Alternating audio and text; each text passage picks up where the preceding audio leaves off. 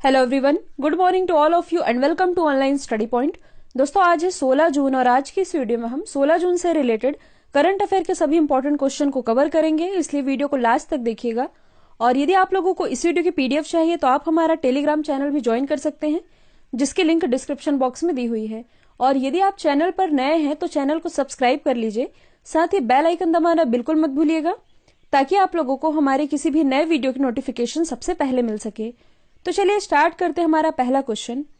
हाल ही में विश्व रक्तदान दिवस ये कब मनाया गया है, यानी कि वर्ल्ड ब्लड डोनर डे। तो ये भी हाल ही में मनाया गया है 14 जून को। और ये दिवस क्यों मनाया जाता है? तो लोगों में ब्लड डोनेशन के बारे में अवेयरनेस फैलाने के लिए ये दिवस मनाया जाता है। और इस बार जो विश्व रक्तदान दिवस मनाया गया है, इसकी थीम क्या रही है?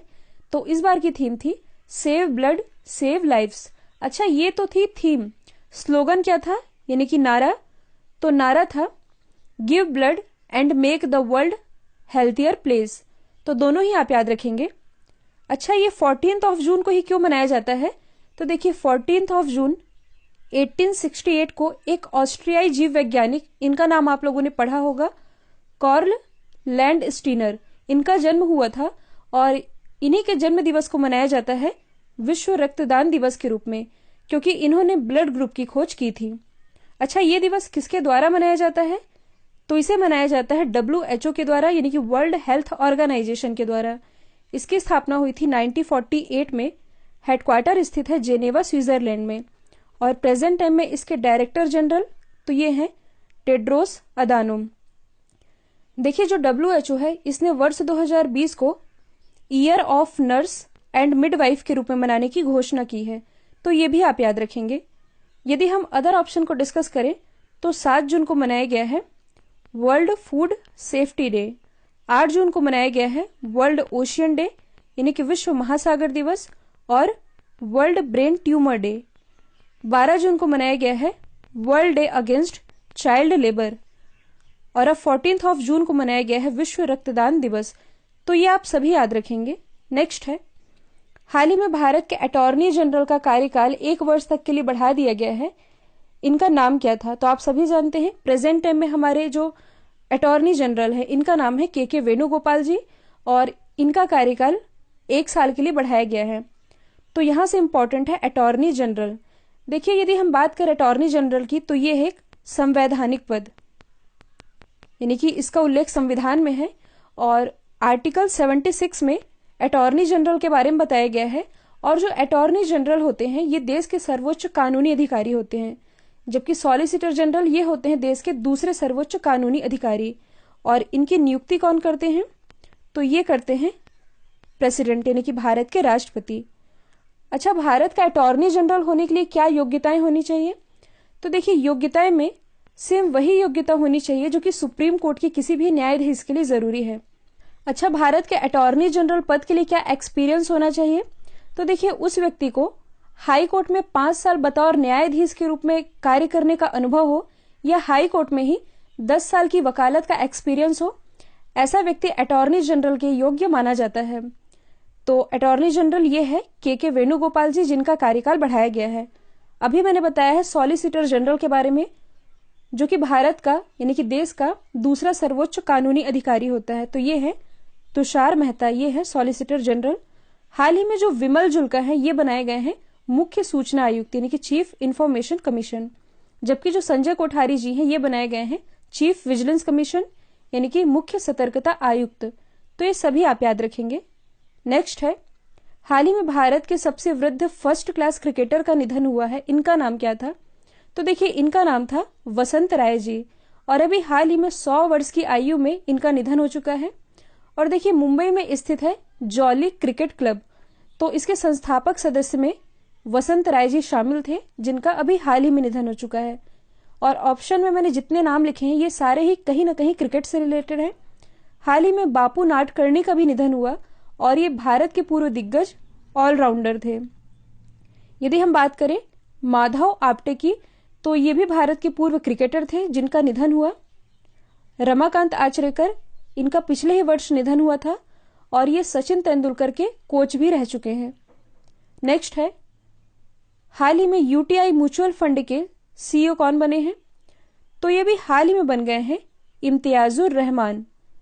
यदि हम बात करें UTI म्यूचुअल फंड की, तो देखिए ये एक म्यूचुअल फंड कंपनी है। इसकी स्थापना हुई थी 24 जनवरी 2003 में। हेडक्वार्टर स्थित है मुंबई महाराष्ट्र में और इसी के पहले CEO बनाए गए हैं इम्तियाजुर रहमान। यदि हम अदर ऑप्शन को डिस्कस करें जो कि करंट से रिलेटेड है, तो हाल ही में जो अनिल वल्लूरी जी हैं ये बनाए गए हैं गूगल क्लाउड इंडिया के नए डायरेक्टर। राजीव टोपनो ये भारतीय मूल के हैं, जिन्हें के भी हाल ही में वर्ल्ड बैंक के जो ED हैं यानी कि एग्जीक्यूटिव डायरेक्टर, उनके वरिष्ठ सलाहकार यानी कि सीनियर एडवाइजर के रूप में नियुक्त किया गया है। जबकि जो पैट्रिक पिचेट हैं, पैट्रिक पिचेट की नियुक्ति भी हाल ही में ट्विटर बोर्ड के नए अध्यक्ष के रूप में की गई है। अभी तक यदि आप लोगों ने ऑनलाइन स्टडी पॉइंट के जीके ब्रह्मास्त्र PDF को परचेस नहीं किया है तो इसके लिंक अभी भी ओपन है और इस मास्टर PDF में हिस्ट्री, पॉलिटी, जियोग्राफी, इकोनॉमी और करंट अफेयर के सभी टॉपिक कवर कराए गए हैं। नेक्स्ट है, हाल ही में मेरियाना ट्रेंच तक पहुंचने वाली पहली महिला कौन बनी है? सॉरी, यहाँ पर टाइपिंग मिस्टेक है। तो ये भी हाल ही में बन गई हैं कैथरीन डी सुलिवन। जो कैथरीन डी है ये नासा की पूर्व अंतरिक्ष यात्री है, साथ ही एक भूवैज्ञानी है यानी कि एक जियोलॉजिस्ट हैं और प्रशांत महासागर के सबसे गहरे बिंदु यानी कि मेरियाना ट्रेंच पर पहुंचने वाली पहली महिला बन गई है। साथ ही ये अंतरिक्ष में चलने वाली पहली अमेरिकी महिला भी है। तो इनका नाम आप याद रखेंगे। और आप सभी जानते हैं कुल 5 महासागर है, जिसमें कि सबसे बड़ा महासागर है प्रशांत महासागर यानी कि पैसिफिक ओशन। ये पृथ्वी के लगभग 1/3 भाग में फैला हुआ है और जो पृथ्वी का सबसे गहरा भाग है मेरियाना ट्रेंच, ये यहीं पर स्थित है। अच्छा, मेरियाना ट्रेंच की गहराई कितनी है? तो इसकी गहराई है 11,035 मीटर। एक और चीज आप याद रखेंगे, इसी पैसिफिक ओशन में यानी कि प्रशांत महासागर में विश्व का सबसे ऊंचा पर्वत जो कि है मोनाकी पर्वत, ये स्थित है हवाई द्वीप पैसिफिक ओशन में। देखिए, ये जरूरी नहीं है कि जो पर्वत है ये स्थल मंडल में ही स्थित हो, ये महासागर में स्थित है जो कि विश्व का सबसे ऊंचा पर्वत है। नाम है मोनाकी पर्वत। यदि हम अदर ऑप्शन को डिस्कस करें तो देखिए जो क्रिस्टीना कोच है ये नासा की वुमन साइंटिस्ट है और ये अंतरिक्ष में सबसे ज्यादा दिन बिताने वाली महिला भी बनी थी। इन्होंने अंतरिक्ष में कुल 288 दिन बिताए थे। यदि हम बात करें क्रिस्टीना कोच और जेसिका मीर की, तो देखिए अंतरिक्ष स्टेशन के बाहर स्पेस वॉक करने वाली ये पहली महिलाएं बनी थी। यदि हम बात करें भारत की अरुणिमा सिन्हा की, तो ये ऐसी पहली दिव्यांग महिला है जिन्होंने कि माउंट एवरेस्ट पर चढ़ाई की थी। आप लोगों ने इनकी स्टोरी जरूर पढ़ी होगी, काफी इंस्पिरेशनल स्टोरी है। इनकी स्टोरी से हमें ये सीखना चाहिए कि किसी भी कंडीशन में हार नहीं माननी चाहिए। इन्होंने अपना एक पैर गवा चुकने के बाद भी दुनिया के कई माउंटेन्स पर सफलतापूर्वक चढ़ाई की है। और देखिए जितनी भी बाउंड्रीज होती है ना, वो इंसान के दिमाग में ही होती है। वो कहावत है ना कि मैदान में हारा इंसान फिर से जीत सकता है, पर वो व्यक्ति कभी नहीं जीत सकता जो कि मन से हार चुका है। इसलिए अपनी होप कभी नहीं छोड़नी चाहिए। आप जिस एग्जाम की तैयारी कर रहे हैं उसमें लगे रहिए, सफलता एक दिन जरूर मिलेगी। नेक्स्ट है, हाल ही में किस अभिनेता को बिहार के खादी ब्रांड के ब्रांड एम्बेसडर के रूप में नियुक्त किया गया है? तो यह भी हाल ही में नियुक्त किया गया है एक्टर पंकज त्रिपाठी को, जो कि काफी बेहतरीन एक्टर हैं और ये बिहार के ही मूल निवासी हैं। और ये पटना में बिहार के खादी और देश के सबसे बड़े खादी मॉल का भी प्रचार करेंगे। तो यहां से इंपॉर्टेंट है KVIC यानी कि khadi and village industries commission, या इसे आप हिंदी में कह सकते हैं खादी एवं ग्राम उद्योग। इसकी स्थापना हुई थी 1956 में। हेडक्वार्टर स्थित है मुंबई महाराष्ट्र में। और यदि आप करंट से रिलेट करेंगे तो जो KVIC है इसने अपना पहला सिल्क प्रोसेसिंग प्लांट ये स्थापित किया है गुजरात में। और गुजरात में भी कहा, गुजरात के सुरेंद्र नगर में। यदि हम अदर ऑप्शन को डिस्कस करें तो देखिए जो सलमान खान है ये ब्रांड एम्बेसडर है भारत पे के। आमिर खान ये ब्रांड एम्बेसडर है फोन पे के। जबकि जो सुनील शेट्टी जी हैं ये कुछ समय पहले ही नेशनल एंटी डोपिंग एजेंसी यानी कि नाडा के ब्रांड एम्बेसडर बनाए गए हैं। नेक्स्ट है, हाल ही में कौन सा राज्य छात्रावासों के लिए ISO प्रमाण पत्र प्राप्त करने वाला देश का पहला राज्य बन गया है? तो ये भी हाल ही में बन गया है ओडिशा। अच्छा, ISO ये क्या है? तो इसका मतलब है इंटरनेशनल ऑर्गेनाइजेशन फॉर स्टैंडर्डाइजेशन, या इसे ही आप कह सकते हैं अंतरराष्ट्रीय मानकीकरण संगठन। इसकी स्थापना हुई थी 23 फरवरी 1947 में। हेडक्वार्टर स्थित है जेनेवा, स्विट्जरलैंड में। मेंबर कंट्रीज है कुल 164 और अध्यक्ष हैं एडी नजोरोगे। अच्छा, ये आईएसओ ये है क्या? तो देखिए, ये एक प्रकार का क्वालिटी स्टैंडर्ड सर्टिफिकेट है और जो आईएसओ है ये प्रमाणित करता है कि कोई भी संस्था या उद्योग कैसे काम कर रहा है, क्वालिटी कैसी है या मैनेजमेंट कैसा है। आप लोगों ने सुना होगा ना आईएसओ 9001 2008, इस टाइप से। देखिए, इसमें हम ज्यादा डिटेल में नहीं जाएंगे, बस इतना याद रखना है आप लोगों को कि छात्रावासों के लिए आईएसओ प्रमाण पत्र प्राप्त करने वाला देश का पहला राज्य ये ओडिशा ही बना है। इसे आप मैप में देख सकते हैं। ओडिशा ये किन किन राज्यों के साथ बॉर्डर शेयर कर रहा है। ओडिशा की यदि हम बात करें तो राजधानी क्या है? भुवनेश्वर। ओडिशा से रिलेटेड एक करंट अफेयर का क्वेश्चन आप याद रखेंगे। आप सभी जानते हैं कोणार्क का सूर्य मंदिर जो कि ओडिशा में ही स्थित है। तो कोणार्क का सूर्य मंदिर और सूर्य शहर को सोलराइज करने के लिए अभी हाल ही में केंद्र सरकार ने एक योजना भी स्टार्ट की है। नेक्स्ट है, हाल ही में किस केंद्रीय मंत्री ने सहकार मित्र योजना का शुभारंभ किया है? तो इसकी शुरुआत अभी हाल ही में की है केंद्रीय कृषि मंत्री नरेंद्र सिंह तोमर ने। और देखिए, ये पहल किसकी है? तो ये पहल है एनसीडीसी की, यानी कि नेशनल कोऑपरेटिव डेवलपमेंट कॉरपोरेशन, या इसे आप हिंदी में कह सकते हैं राष्ट्रीय सहकारिता विकास निगम की। इसकी पहल है, लेकिन शुरुआत की है नरेंद्र सिंह तोमर ने। देखिए, जो एनसीडीसी है ये कोऑपरेटिव सेक्टर्स के लिए हमेशा से ही एक इनोवेटिव सॉल्यूशन प्रदान करने के लिए एक्टिव रहा है। और ये जो योजना शुरू की गई है, इस योजना से जो यूथ प्रोफेशनल हैं उन्हें एक पेड इंटर्न के रूप में एनसीडीसी और जो भी सहकारी समितियां होती हैं उनके कामकाज से एक प्रैक्टिकल एक्सपीरियंस सीखने का मौका मिलेगा। और इसी की शुरुआत की है केंद्रीय कृषि मंत्री नरेंद्र सिंह तोमर ने। अच्छा, नरेंद्र सिंह तोमर, इनकी कॉन्स्टिट्यूंसी क्या है? तो इनकी कॉन्स्टिट्यूंसी है मुरैना, मध्य प्रदेश। और हाल ही में इनके द्वारा एक मोबाइल ऐप भी लॉन्च किया गया है। ऐप का नाम है किसान रथ मोबाइल ऐप। तो ये भी आप याद रखेंगे। नेक्स्ट है, हाल ही में किस देश के स्वास्थ्य मंत्री जिनका नाम है जेमी मनालिच, इन्होंने कोरोना वायरस महामारी को लेकर के इस्तीफा दे दिया है? तो ये भी हाल ही में दिया है चिली के स्वास्थ्य मंत्री ने। इनका नाम था जेमी मनालिच। चिली की यदि हम बात करें तो कैपिटल क्या है? सैंटियागो। करेंसी है चिलियन पेसो।